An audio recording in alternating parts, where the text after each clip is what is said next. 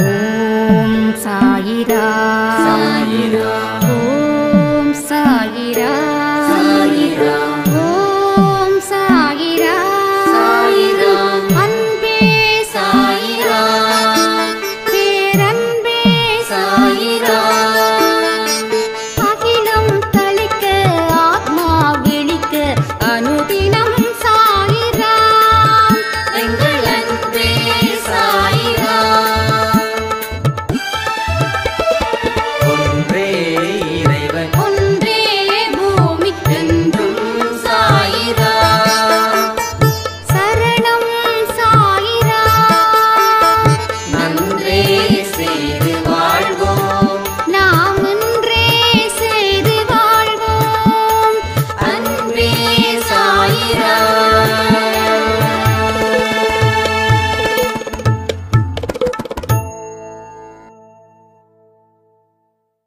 சைரா. என் உயிரின் உயிரானவர்களே, இந்த பதிவு ரொம்ப முக்கியமானது. ஒரு சாய்ராம் கேட்ட கேள்விகளுக்கு பதில்கள் கொடுக்கக்கூடியதா இந்த பதிவு அமைய போகுது. வாழ்க்கையில வெறுத்து போனவங்க, தோத்து போனவங்க இனி மறுபடியும் எழுந்திருக்க முடியுமான்னு பலர் நினைச்சிட்டு இருக்காங்க இல்லையா? அதுக்கு சரியான பதில் இந்த பதிவுல கொடுக்கப்பட உள்ளது. இப்பயும் சொல்ற, நான் என்ன பேச போறேன்னு எனக்கு தெரியாது. ஆனா ஒரு விஷயத்த புரிஞ்சுக்கோங்க, கடவுளோட வார்த்தைகள் இவர் மூலமா நமக்கு கிடைக்க போகுது. சோ நம்ம மூலமா பிறருக்கு கிடைக்க போகுதுன்ற எண்ணத்தை வச்சு முழு நம்பிக்கையோட இந்த பதிவை கவனமா கேளுங்க. கேட்டதுக்கு அப்புறம் சாயப்பாவுக்கு நன்றிகள் சொல்லுங்க. பதிவுல சொல்லக்கூடிய விஷயத்தை குறிப்பெடுத்துக்கோங்க. எப்பயுமே மறக்காம இதை செயல்படுத்துங்க. பல விதமான எண்ணங்கள் மூலமா வாழ்க்கை உருவாக்கப்படுது. வாழ்க்கை வெற்றிக்கும் வாழ்க்கை தோல்விக்கும் காரணமா அமைகிறது மனதில் எழக்கூடிய எண்ணங்களை பொறுத்து. எல்லா மனுஷனுக்கும் சந்தோஷமா வாழணும் அப்படின்னு நீண்ட கால பிரார்த்தனை. அது நடந்திருக்குதா? நடக்குது. எங்கேயோ ஒண்ணு 10 விஷயங்கள் நடந்துச்சுன்னா இங்க ஒண்ணு அங்க ஒண்ணு மட்டும் சந்தோஷம் இருக்குது.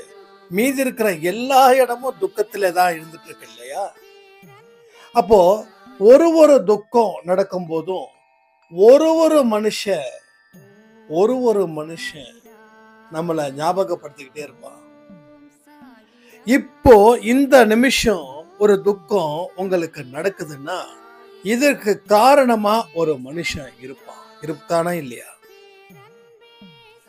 இப்ப நான் உங்ககிட்ட ஒரு கேள்வி கேட்கிறேன், அதுக்கு பதில் சொல்லுங்க. உங்க வாழ்க்கையில இப்போ ஒரு துன்பத்தை நீங்க அனுபவிக்கிறீங்க. இந்த துன்பத்துக்கு காரணம் ஒரு மனுஷன் தானா இல்ல மிருகமா? நான் இப்ப தத்துவம் உங்ககிட்ட கேட்கல, இல்ல கர்மா, அதை பத்தி நம்ம பேச வரல. பிராக்டிக்கலா நம்ம பேசுறோம். இன்னைக்கு இந்த நிலையில நீங்க சந்தோஷமா இருக்கீங்கன்னா அதுக்கும் ஒரு மனுஷன் இருக்கலாம். ஆனா துன்பத்துல இருந்தீங்கன்னா கண்டிப்பா ஒரு மனுஷன் இருந்திருப்பான். நான் சொன்ன உடனே டக்குன்னு உங்களுக்கு யாராவது ஒரு மனுஷன் வருவான். ஏன், அட்லீஸ்ட் உங்க கணவரா கூட வரலாம், இல்ல உங்க மனைவியா கூட வரலாம். சம்திங், யாரோ ஒரு மனுஷன் இருப்பான். அப்ப இது மூலமா துன்பங்கள் அனுபவிச்சுட்டு நிக்கிறோம். இப்போ இதனுடைய உண்மை புரிதலை பத்தி நம்ம பேசுறோம்.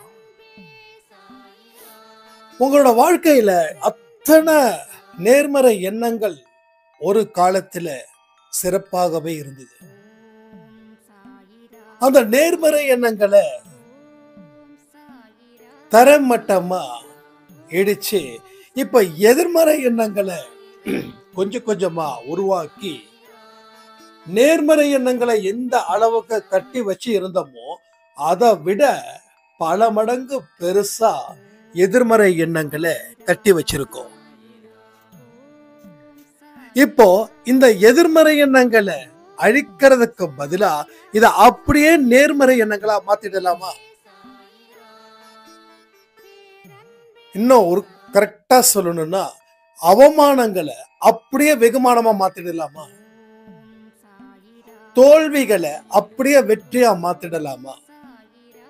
முடியும் அப்படின்றவங்களுக்கு இப்பவே உங்களுக்கு அந்த வரத்தை கடவுள் கொடுத்துட்டாரு.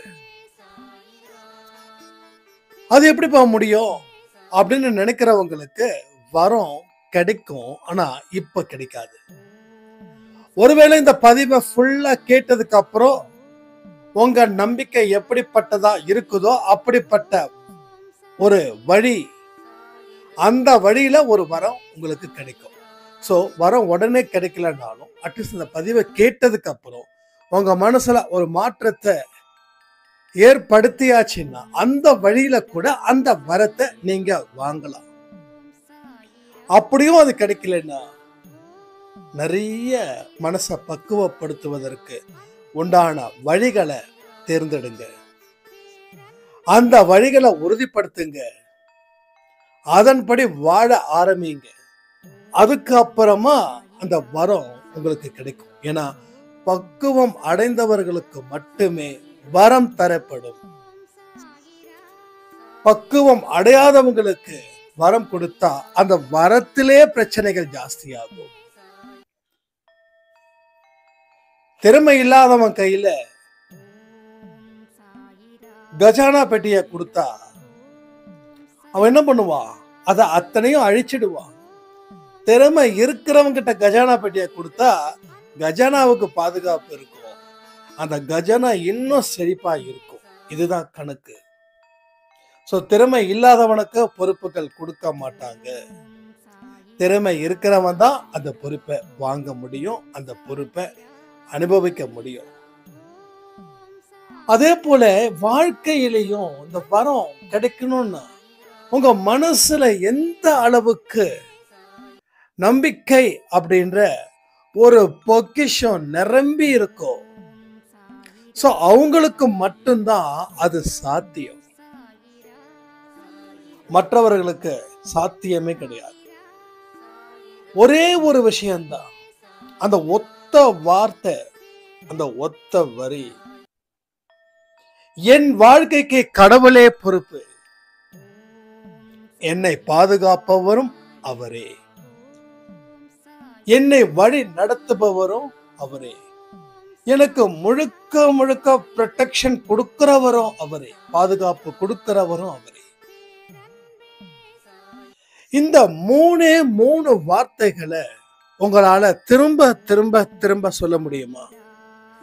இந்த 3 வார்த்தைகள் உங்க வாழ்க்கையில ஒரு பெரிய பெரிய பெரிய பெரிய சொல்லவே முடியாத அளவுக்கு பெரிய திருப்பு முனைய ஏற்படுத்த போகுது. இந்த 3 வார்த்தைகள் என்னென்னது? என் வாழ்க்கைக்கு பொறுப்பு அவரே, என் வாழ்க்கைக்கு பாதுகாப்பு அவரே. இந்த மாதிரியான விஷயங்கள் மூலமா தான் நாம அந்த பக்குவத்தை அடைய முடியும். அடைஞ்ச பக்குவத்துக்கு உண்டான வரத்தையும் நாம அவர்கிட்ட இருந்து பெறவும் முடியும். அப்ப இந்த வார்த்தைகளை மனசுல பதிய வைக்கிறதுன்றது ரொம்ப கஷ்டம், ரைட்டா? ரொம்ப கஷ்டம். ஈஸியா சொல்லிடலாம். வானத்துல இருந்து பூமியில குதிச்ச எனக்கு ஒன்னும் பிரச்சனை இல்லைன்னு சொல்லிடலாம். சொல்லும் போது வலி இல்லை, தோல்வி இல்லை. ஆனா செயல்படுத்தும் போதுதான் வலியும் இருக்கும், தோல்வியும் இருக்கும். ஏன்? வானத்திலிருந்து பூமியில குதிச்சா என்ன ஆகும்? எந்த உபகரணம் இல்லாம வானத்திலிருந்து பூமியில குதிச்சா செத்து போயிடுவோம். அப்ப சொல்லிட்டு போறதுல ஈஸி, ஆனா அது பாசிபிள் கிடையாது. அதே போல நீங்க ஈஸியா சொல்லிடலாம், ஆனால் சொல்றதால மட்டும் இங்க வரத்தை வாங்கிட முடியாது. சொல்றதால மட்டும் வரத்தை வாங்கிட முடியாது. அப்ப மனசுல நிறுத்தணும், மனச பக்குவப்படுத்தணும், மனச 100% நம்ப வைக்கணும். நம்ப வைக்கும் போது ஒரு புதுசா ஒரு பிடிப்பு கிடைக்கும். அந்த பிடிப்பை நீங்க கண்டுபிடிச்சிட்டீங்கன்னா, இல்ல அதை உணர்ந்துட்டீங்கன்னா, உங்க வாழ்க்கையில நான் சொன்ன வரத்தை சாய்ப்பா எடுத்து வந்து கொடுத்துட்டு போயிடுவார். அப்ப நம்ம வாழ்க்கைக்கு யாரோ பொறுப்புன்னு சொல்லி இன்னைக்கு அழிச்சுக்கிட்டு இருக்கோம். யாரும் பொறுப்பு இல்லை. இன்னும் சொல்லணும்னா எவனும் பொறுப்பு இல்லை நம்ம வாழ்க்கைக்கு. நம்ம வாழ்க்கைக்கு யாரும் பொறுப்பு இல்லை, எவனும் பொறுப்பு இல்லை. நம்ம வாழ்க்கைக்கு பொறுப்பு நானும் கிடையாது, கடவுள். என்னைக்கு இத நீங்க உணர்றீங்களோ அன்னைக்கு இதனுடைய ஒட்டுமொத்த அர்த்தமும் புரியும். என்னைக்கெல்லாம் நான் தனியா நின்று போராடும் போது எனக்கு மனசுல தைரியம் வந்துச்சோ, அந்த தைரியம் வந்ததுக்கு காரணமே இந்த ஒரே ஒரு வார்த்தை தான். என்னுடைய வாழ்க்கைக்கு கடவுளே பாதுகாப்பு. என் வாழ்க்கைக்கு அவர் ஒரு ஒத்த மனுஷன்தான் பாதுகாப்பு, வேற எவரும் இல்லை. ஏன்னா ஒத்தையில நின்று போராடுவதற்கு எந்த மனுஷனும் வரமாட்டான். நல்லா யோசிச்சு பாருங்க. உங்க சொந்த பந்தங்கள் ஒரு காலத்துல இருந்தாங்க. ஏன் இருந்தாங்கன்னா உங்ககிட்ட சொத்து இருந்துச்சு, புகழ் இருந்துச்சு, பேர் இருந்துச்சு. ஆனா இன்னைக்கு இல்ல அப்படின்னா எதுவும் அன்னைக்கு இருந்தது எதுவும் இன்னைக்கு இல்லை. அதனால நீங்க அவங்களுக்கு தேவை இல்லை. அப்போ மனுஷனை வெறுக்கலாமா? வெறுக்கவும் கூடாது. அப்போ மனுஷனை சபிக்கலாமா? சபிக்கவும் கூடாது. அப்போ மனுஷனை என்னதான் செய்யணும்? அன்பு செய். அன்பு மட்டும் செய், வம்பு செய்யாத. வம்பு செய்யறதால நீ நரகத்துக்கு தான் போவ. அன்பு செய், சொர்க்கத்துக்கு போவ. சொர்க்கம் நரகம்ன்றது மேல ஒரு உலகம் அப்படின்றது கிடையாது. அடுத்த பிறவிதான் நீ சொர்க்கத்துல வாழணுமா நரகத்துல வாழணுமா? சொர்க்கத்துல வாழணும்னா உனக்கு எல்லாமே கிடைக்கும். நரகத்துல வாழணும்னா ஏங்க கடைசி வரைக்கும் தவிக்கணும். சொர்க்கம் வேஸ் நரகம், இதுல இருக்கக்கூடிய டிஃபரன்சியேஷனே இந்த ஒண்ணுதான். ஸோ இதை நீங்க ஃபுல் அண்ட் ஃபுல்லா புரிஞ்சுக்கோங்க. ஸோ புரிஞ்சுக்கிட்டீங்கன்னா இப்பவே சொர்க்கத்தின் படி வாழணும் அப்படின்னா உடனே கையில எடுங்க நல்ல விஷயத்தை மட்டும். ஸோ பகைவர்கள் இடத்திலும் அன்பு செலுத்து எனக்கு ரொம்ப பிடிச்ச ஒரு வார்த்தை. ஏன்னா யாருமே நிரந்தரமான நண்பனும் கிடையாது, நிரந்தரமான எதிரியும் கிடையாது. அன்னைக்கு அடிச்சுப்பாங்க, நாம நினைப்போம் இவரும் அவரும் எதிரின்னு. இன்னைக்கு திடீர்னு பார்த்தா 2 பேரும் தோல் மேல கையை போட்டுட்டு வருவாங்க. என்ன பண்ணா நாங்களும் எப்பயும் சேர்ந்துட்டோமேன்னு. சோ இதுதான் நிரந்தரம். எது நிலை இல்லாம எது இருக்குதோ அதுதான் நிரந்தரமாக்கப்படுகிறது. நாம ஒரு விஷயத்த புரிஞ்சுக்கவே இல்லை. நாம இன்னைக்கு இருக்கிறத வச்சு நாம முடிவு பண்றோம் இது உண்மையா. அப்ப இன்னைக்கு வைக்கிறத வச்சு முடிவு பண்ணா நாளைக்கு நம்ம கருத்து மாறாதா, நம்ம பார்வை மாறாதா? ஒரு காலத்துல பாவங்கள் செஞ்சோம், அது சரின்னு சொன்னோம். ஆனா இன்னைக்கு அந்த பாவத்தை செஞ்சதா தப்புன்னு நம்ம சொல்றோம். சோ இப்பயே புரிஞ்சுக்கோங்க, எதுவுமே நிலை இல்லை. கருத்தும் சரி, பொருளும் சரி, எதுவுமே நிலை இல்லை. எது நிலை அப்படின்னு நாம நினைக்கிறோமோ அது நிலை இல்லை. இந்த உலகத்துல என்ன வேணாலும் எது வேணாலும் நடக்கலாம். ஆனா எது நடந்தாலும் அது ஏத்துக்கக்கூடிய பக்குவம் மட்டும்தான் வேணும். ஏத்துக்க முடியாத பக்குவம் வாழ்க்கைய தோற்கடிச்சிடும், புரட்டி போட்டுடும். ஒரு தென்றல் வந்தாவே தாங்க முடியாத நாம புயல் வந்தா தாங்குவோமா? தாங்க மாட்டோம். தென்றல் காத்துக்கே நம்மளால முடியல, புயல் வந்துச்சுன்னா எதிர்த்து நிற்போம். புயல் வருதான்னு சொன்ன உடனே நாம முடிஞ்சு போயிடுவோம். சோ எல்லாத்துக்குமே எதிர்த்து போராடக்கூடிய குணம், அந்த குணத்தை நம்பிக்கையின் மூலமா உருவாக்கணும். சோ எல்லாருமே ஒரு குணத்தை உருவாக்கி இருக்கோம். அந்த குணத்தை எப்படி உருவாக்கப்பட்டது அப்படின்னா, பாஸ்ட் லைஃப்ல நடந்த சில எமோஷனல் ஆக்டிவிட்டிஸை பேஸ் பண்ணி நாம உருவாக்கணும் பல விஷயத்தை. அது அத்தனையுமே பயத்தின் அடிப்படையிலையும் அவநம்பிக்கையின் அடிப்படையிலையும் உருவாக்கப்பட்டது.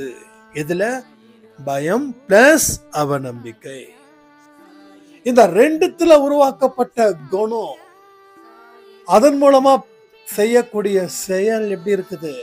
அத்தனையும் புரட்டி போடுது, அத்தனையும் நாஸ்தி பண்ணுது, அத்தனையும் நாசம் பண்ணுது. அப்ப நான் சொன்ன மாதிரி எதிர்மறை எண்ணங்களை இவ்வளவு பெருசு வச்சிருக்கோம், அதை அழிக்கணுமா வேண்டாம்? ஒரு வீடு இருக்குது, அந்த வீட்டை சரி பண்ணணும்.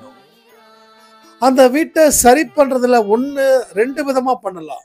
ஒண்ணு ஃபுல்லா இடிச்சு மறுபடியும் புதுசா எழுப்பலாம், இல்லையா இருக்கிற விஷயத்த மட்டும் எதெல்லாம் வீணா போயிருக்குதோ அந்த வீட்டுக்குள்ள அதை மட்டும் சரி பண்ணி அதற்கு தகுந்த பெயிண்ட் அடிச்சுட்டா வேலை முடிஞ்சது. சோ வீடை இடிச்சு கட்டினா செலவு, நேரம் எல்லாமே ஜாஸ்தி ஆகும். அப்ப வீடை இடிச்சு கட்டும் போது நாம வேற வீட்டுக்கு போகணும், திங்ஸ் எடுக்கணும், ரெண்டாவது செலவு, புது வீடை கட்டுறதுக்கு உண்டான செலவு தான் ஆக போகுது.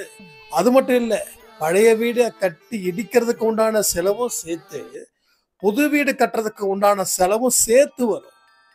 அப்போ 4-5 வேலை மட்டும்தான் அந்த வீட்டுல செய்யணும். அதுக்கு எதுக்கு இடிக்கணும்? வேண்டாம், பட்டியை சரி பார்த்தா போதும், சரி பண்ணிடலாம். அப்போ இவ்வளவு பெரிய கோட்டையை நீங்க வச்சிருக்கீங்க, இதை அழிக்க வேண்டாம். அந்த அளவுக்கு நாம போகல. ஏன் அப்படின்னா, நாம பாவங்கள் செய்யறத என்னைக்கோ நிறுத்திட்டோம். அதுக்கும் காரணம் என்ன தெரியுமா? சாயப்பா கிட்ட வந்ததால. சோ பாவங்கள் தொடர்ந்து செய்யல, பாவத்தை ஒண்ணு நிறுத்தணும் இல்ல குறைச்சோம். அப்போ குறைக்கப்பட்டதை நிறுத்தப்பட்டதை அப்படியேதான் நிக்குது, எது அதிகரிக்கல. அப்போ கோட்டையை இடிக்க வேண்டாம், பட்டி பார்த்து இருக்கக்கூடிய கொஞ்சம் கொஞ்சம் ஒரு மேஸ்திரியை கூப்பிட்டு 2 மேஸ்திரி வந்தாங்கன்னா வீட்டையும் காலி பண்ண வேண்டாம். எந்தெந்த இடத்துல பிரச்சனை இருக்குதோ அதுக்கு மட்டும் ஒரு பேட்ச் ஒர்க் மாதிரி போட்டு ஸ்ட்ராங் பண்ணி வீடு ஃபுல்லா பெயிண்ட் அடிச்சு மறுபடியும் நம்ம புது வீடு கட்டின ஒரு ஃபீலிங்ஸோட நம்ம இருக்கலாம். அவ்வளவுதான். அப்ப எதிர்மறை எண்ணங்களை நேர்மறை எண்ணங்களா மாத்தணும்னா எந்த இடத்துல நமக்கு பிரச்சனை இருக்குது? கோபம் கூட ஒரு எதிர்மறை எண்ணம் தான். தள்ளி வைக்கிறோம் இல்லையா, நாளைக்கு பார்த்துக்கலாம், நாளானைக்கு பார்த்துக்கலாம், அது கூட எதிர்மறை எண்ணங்கள் தான். சோ பொறாமைப்படுறது கூட எதிர்மறை எண்ணங்கள் தான். இன்னும் பாவ செயல்கள் ஏதோ இருக்குல்ல, அதுல ஈடுபடுறது கூட எதிர்மறை எண்ணங்கள் தான். சோ சாராம் கேட்டாங்க, நான் ரொம்ப லிக்கர் யூஸ் பண்ணுவேன், ட்ரிங்க் பண்ணுவேன், ஆனா என்னால நிறுத்த முடியல, பேசாம இறந்து மறுபடியும் பிறக்கட்டுமான்னு கேட்டார். இத நீங்க காமெடியா எடுத்துக்காதீங்க, சீரியஸா கேட்டார். ஏன்னா அவர் திருந்தணும்னு நினைக்கிறாரு, ஆனா இந்த பாடா போன குடி அவருக்கு அனுமதிக்கல. ஏன்னா என்னைக்கு குடியில அவர் வாழ்க்கைய விட்டாரோ, குடிக்க அவர் அடிமை. அவர் ராஜா மாதிரி. யாரு? அந்த சரக்கு ராஜா மாதிரி, சரக்கு அடிக்கிறவர் வேலைக்கார மாதிரி ஆயிட்டாங்க. அப்போ அவரோட பிரச்சனை என்னன்னா, இந்த பாவத்தை தொடர்ந்து செய்யும் போது என் உடம்பு கெட்டு போயிடுது, மனசும் கெட்டு போயிடுது, என்னோட ஃபேமிலியும் ரொம்ப பாதிக்கப்பட்டு இருக்காங்க, பாவங்களும் அதிகமாகுது, இதை நிறுத்தவும் முடியல, இதை தொடர்ந்தா பாவங்கள் இன்னும் அதிகரிக்கும், இன்னும் இது மூலமா பல துன்பத்தை நான் சேர்க்கணும், அதனால நான் செத்து போயிடுறேன், நான் மறுபடியும் பிறக்கிறேன், அதுக்கப்புறம் நான் கொடிய மறக்கிறேன் அப்படின்னாங்க. இப்போ அந்த எதிர்மறை எண்ணங்களை அழிச்சிட்டு மறுபடியும் நேர்மறை எண்ணங்கள் கொண்டதை கட்ட முடியாது. It's not possible. அவசியம் இல்லை. உங்களுக்கு இந்த உண்மை புரியாம நீங்க ட்ரிங்க் பண்ணி இறந்துட்டீங்கன்னா ஓகே. ஆனா இந்த உண்மை புரிஞ்சும் நீங்க இறக்குறீங்க அப்படின்னா அது தப்பு. உங்களை நீங்களே கொலை பண்ணிக்கிறது மிகப்பெரிய பாவம். இது வரைக்கும் செஞ்ச பாவத்தை விட இது பல மடங்கு இந்த பாவம் ஜாஸ்தி. அப்ப இந்த பாவத்தோட வெளிப்பாடு அடுத்த ஜென்மத்துல இன்னும் மோசமா ரிஃப்ளெக்ட் எதிரொலிக்கும். இப்ப பண்ண பாவத்துக்கு கூட ஓகே, ஆனா தெரிஞ்சும் நம்ம இன்னமும் பாவங்கள் செய்கிறோம். நம்ம உயிரையே நம்ம கொலை பண்றோம். சோ அடுத்தவனை கொலை பண்ணாலும் என்ன நான் கொலை பண்ணாலும் தண்டனை என்னவோ ஒண்ணுதானே.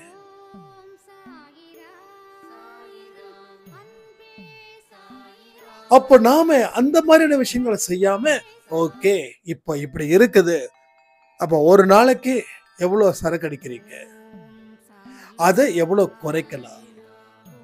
அப்போ குறைக்கும் போது மறுபடியும் அந்த கவனத்துக்கு போகாம இருக்கணும்னா அதற்கு எந்த மாதிரியான வழிபாடு முறைகள், அப்போ இன்னும் நீங்க என்னென்ன வேலைகள் செய்யணும், உங்களுக்கு பிடிச்ச வேலைகளை சொல்லுங்க. இது மாதிரி நாம அவங்களுக்கு சொல்லும் போது அவர் ஒரே வார்த்தை சொன்னாரு, கண்டிப்பா அடுத்த 6 மாசத்துல நான் சுத்தமான மனுஷனா நான் மாறுவேன். ஆனா நீங்க ஒரே ஒரு விஷயம் மட்டும் பண்ணணும், நான் எப்பெல்லாம் ஆடியோ கொடுக்கறனோ அப்பெல்லாம் நீங்க எனக்கு ரிப்ளை பண்ணணும். நீங்க ஆடியோ கொடுக்காம விட்டுட்டீங்கன்னா நான் மறுபடியும் பழைய மாதிரி ஆயிடுவேன்னு சொல்லி என்ன அன்பின் வெளிப்பாடா மிரட்டிட்டு போயிட்டாரு. சரி ஓகே, நானும் சொல்லிட்டேன். சரி ஓகே, ஒரு நாளுக்குள்ள உங்களோட ஆடியோவை நான் கேட்கிறேன், நீங்க எனக்கு சொல்லுங்க அப்படி. தேவைப்படும் போது ஆடியோ கொடுக்கறதா சொல்லுவாங்க, தினமும் இல்லை, தேவைப்படும் போது. அப்ப என்ன ஆகுது, நாம சில விஷயங்களை எமோஷனலா முடிவு பண்ணி இதை அழிச்சாதான் அடுத்தது பெற முடியுன்ற நிலைமைக்கு போறோம். அப்ப மாறணும்ன்ற ஒரு வைராகியத்தை கொடுத்தது யாரு? சாயப்பா. ஏன் கொடுத்தாரு? இது நாள் வரைக்கும் நீ எங்கேயோ தெரிஞ்ச, எங்கேயோ போன, எங்கேயோ என்னமோ செஞ்ச, அது என்னமோ செஞ்சுக்கோ, அதை பத்தி எனக்கு கவலை இல்லை. இனி நான் வர வேண்டிய நேரத்துல நான் சிறப்பா வந்துட்டேன். இனி உன் குடும்பம், உன் பொறுப்பு எல்லாமே என் கையில. அதனாலதான் உனக்கு தேவையான ஒரு மனுஷன் ஒருத்தன் இருக்கான், அவங்கிட்ட அனுப்பி வைக்கிற அப்படின்னு சொல்றாரு. அப்ப எல்லாருக்கும் எல்லா இடத்துலயும் ஒரு நல்ல ஸ்டார்டிங் மறுபடியும் இருக்குது. அதாவது அடுத்த ஒரு வாய்ப்பு அப்படின்னு ஒண்ணு இருக்குல்ல, அந்த வாய்ப்புகள் இங்க கடவுளால் நிறைய கொடுக்கப்படுகிறது, நிறைய இருக்கு. அதை நீங்க உதாசீனப்படுத்தாம இருக்கிறது தான் முக்கியமானது. நீங்க உதாசீனப்படுத்துறது காலால எட்டி உதைக்கிறதுக்கு சமம். வாய்ப்புகள் வரலன்னு சொல்லி வானத்தை பார்த்துட்டு இருக்கோம். வாய்ப்புகள் வருதான் சொல்லி வானத்தை பார்க்காதீங்க. வாய்ப்புகளை உருவாக்குவதற்கு உங்களை நோக்கி நீங்க பாருங்க, டீப்பா ஒரு பார்வை உங்களுக்கு உள்ள இருக்கட்டும். அப்பதான் அந்த வாய்ப்புகள் என்ன, எப்படிப்பட்டது அப்படின்றத நாம தெரிஞ்சுக்க முடியும், அதன்படி வாழவும் முடியும். இதை தெரிஞ்சுக்காத வரைக்கும் வாய்ப்புகள் இல்லைன்னு சொல்லி நாம தொடர்ந்து புலம்பல்கள் மூலமாகவே நாம வாழ்க்கைய அழிச்சுக்கிட்டு இருப்போம். வாழ்க்கை எப்படி அழிக்கிறோம்? புலம்பல்கள் மூலமாக. இப்ப கொஞ்சம் நிறைய கம்மியாயிடுச்சு இந்த புலம்பல்கள் எல்லாம். அன்பே சாயில முன்னாடி எக்கச்சக்கமா இருந்தது. லாஸ்ட் 3 months அன்பே சாய் ஜெட்டு வேகத்துல போகுது. ஸோ நவம்பர், டிசம்பர், ஜான்வரி ரொம்ப எக்ஸலண்டா போகுது. ஏன்னா நெகட்டிவிட்டிஸ் ரொம்ப கம்மியா இருக்குது. என்ன பண்றது ஏது பண்றதுன்றதெல்லாம் இப்பெல்லாம் இல்லாம நல்ல நல்ல பாசிட்டிவான விஷயங்கள் என் காதுக்கு வந்துகிட்டே இருக்குது. எனக்கு இது நடந்துருச்சு, எனக்கு அது நடந்துருச்சு. இன்னைக்கு காலையில கொடுத்த ஆடியோ ரொம்ப எக்ஸலண்டான ஒரு விஷயம். அப்பேற்பட்ட ஒரு பகையாளி இவங்களை தேடி வந்து மன்னிச்சிடுன்னு சொல்ற அளவுக்கு சாயப்பா அந்த பகைவனை கூட மாத்திருக்காருன்னா எவ்வளவு பெரிய ஒரு விசேஷமா இருக்கு பாருங்க. மாறவே முடியாத எண்ணம் கொண்ட மனுஷன் கல்லஞ்சக்காரனை கூட கடவுள் அவருடைய சக்தியின் மூலமா நம்ம மேல இருக்கக்கூடிய அன்பின் மூலமா மாத்தினாரா இல்லையா? நான் இவரை எதுவுமே கேட்கல, மாத்தினாரா இல்லையா? அப்ப கடவுளுக்கு நம்ம மேல எவ்வளவு பெரிய விருப்பம் இருக்கு, எப்படிப்பட்ட விருப்பம் இருக்கிறதால எப்படிப்பட்ட ஒரு வாழ்க்கைய கொடுக்கிறாருன்றது யோசிக்கும் போது எனக்கே ரொம்ப பிரமிப்பா இருக்குது. சோ அன்பே சாயில அதிசயமும் அற்புதங்களும் தொடர்ந்து நடந்துகிட்டே இருக்குது. சாய் 365 இருக்கக்கூடிய வாக்கு தத்துவம் சக்க போடுது. வெற்றி நிச்சயம் சாய் சத்தியம். சோ எல்லா விஷயங்களும் நமக்காக உருவாக்கப்பட்டதாகவே இருக்குது. இங்க நிறைய சாய்ராம் நேம் சொன்னா மத்த சாய்ராமுக்கு கோபம் வந்துடும். அதனாலதான் சொல்றேன். நிறைய பேரை தம்பி இது எனக்கு வாக்கு தத்துவம் அப்படின்னு சொல்லி நானும் அதை போஸ்ட் பண்றேன். அவ்வளோ ஹாப்பியா இருக்கு. இந்த மாதிரி ஒரு ஒற்றுமையும் இந்த மாதிரி மனசை பக்குவப்படக்கூடிய தன்மையும் இருக்கும்போது எவனால நம்மளை அசைக்க முடியும் சொல்லுங்க? அசைக்க முடியும்? ஒரு மலையை அசைக்க முடியுமா? முடியாது. சோ மலையை கூட நிலநடுக்க வந்து அசைச்சிடலாம். ஆனா எப்பேற்பட்ட நிலநடுக்க வந்தாலும் சரி, பூகம்பம் வந்தாலும் சரி, சாயப்பாவோட பிள்ளைகளை அசைக்கவே முடியாதுன்றது மட்டும்தான் உண்மை. நினைச்சு பார்க்கவே முடியாது. அசைச்சிடுறதுன்றது ரொம்ப கஷ்டம். சோ அந்த இடத்துல நம்மள சாயப்பா வச்சிருக்காங்கன்னு சொல்லும் போது சாயப்பா எவ்வளவு பெரிய கருணையாளர்னு பாருங்க, எவ்வளவு அன்பு நம்ம மேல வச்சிருக்காருன்றதை யோசிச்சு பாருங்க. சோ எல்லா விஷயங்களும் இங்க நமக்காகவே எண்ணங்கள் மூலமா நமக்கு நிறைய சொத்துக்களை சேர்த்து வச்சிருக்காரு சாயப்பா. மனப்பக்குவத்தின் மூலமா நிறைய நிறைய வெற்றிகளை சேர்த்து வச்சிருக்காரு சாயப்பா. ஒரு சாய்ராம் சொன்னாங்க, எனக்கு மனசு பக்குவம் இருக்குது, எண்ணங்கள் கரெக்டா இருக்குது, ஆனாலும் என் கையில 4 காசு இல்லையே. அதாவது இந்த 4 காசு இருக்கு இல்லையா, அது 40 காசா மாறும், 400 காசா மாறும், 4000 காசா மாறும், 4 லட்சமா மாறும், 4 கோடியா மாறும், 4 மில்லியனா கூட மாறும். அப்போ உங்களுக்கு ஏன் அவநம்பிக்கை வந்துச்சு? அந்த அவநம்பிக்கையோட வெளிப்பாடுதான் 4 காசு உங்க கையில இல்லை. கடவுள் எல்லாத்தையும் கொடுக்கிறவர் ஏன் காசு மட்டும் கொடுக்க மாட்டேங்கிறாரு? காசு அவர்கிட்ட இல்லையான்னு. பேரை கொடுக்கிறாரு, புகழை கொடுக்கிறாரு, காசை கொடுக்கலன்னா காசு அவர்கிட்ட இல்லையா? இதை கொடுக்கிறவர் அதையும் கொடுக்காம போயிட்டாருன்னா நாம ஏதோ ஒரு விஷயத்துல சரியில்லை. காசை ஹேண்டில் பண்ற விஷயத்துல இல்ல, வேலை செய்யற விஷயத்துல சரியில்லை. வேலை செய்யற விஷயத்துல வேலை செய்யணும், வேலை செய்யாம ஓபி அடிக்கிறதாலேயோ இல்ல காசை வந்து அலட்சியப்படுத்துறதாலேயோ காசு நிக்கல. ரொம்ப சிம்பிள்.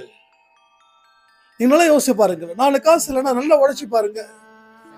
கவனத்தை ஒர்க்ல வைங்க. கவனம் இல்லைன்னா எல்லாமே நடக்கும்.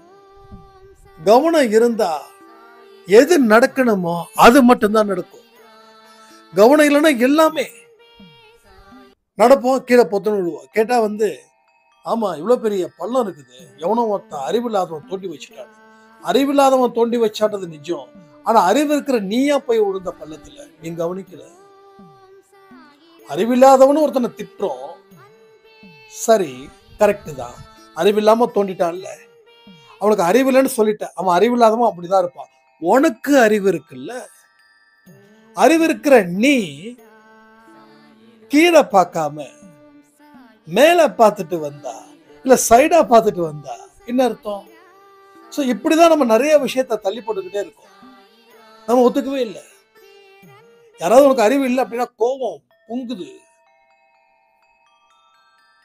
ஆனா நம்ம வாழ்க்கையில தோக்கும் போதுதான் நமக்கு அறிவு இல்லைன்னே தோணும்.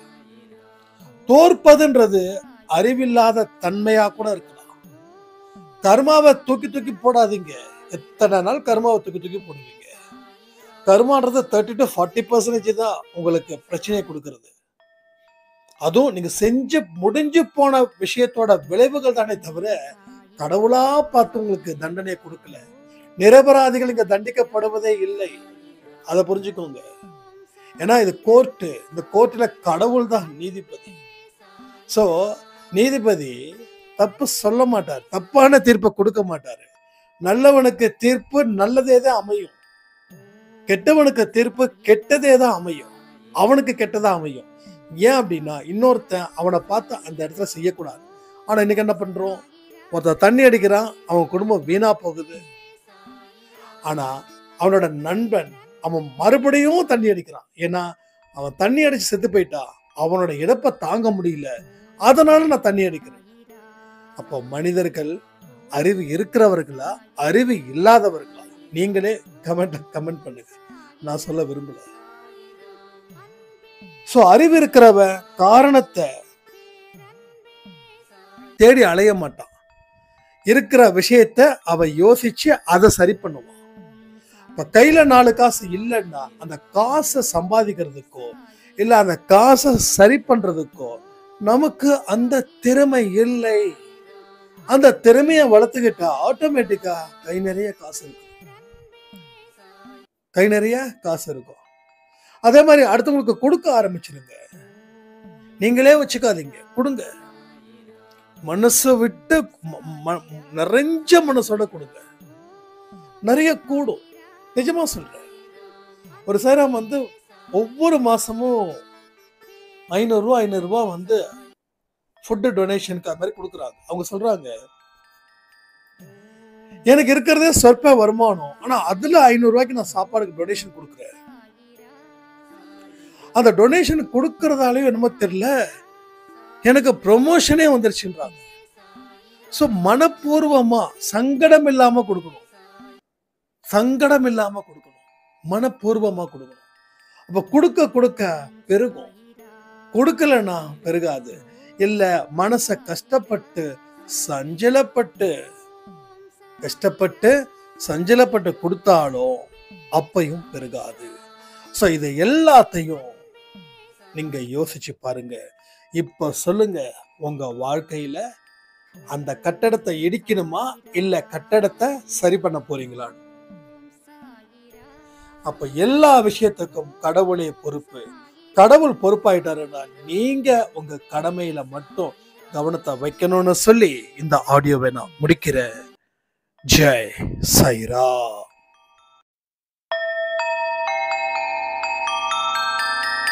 ஓம் சாயிரா.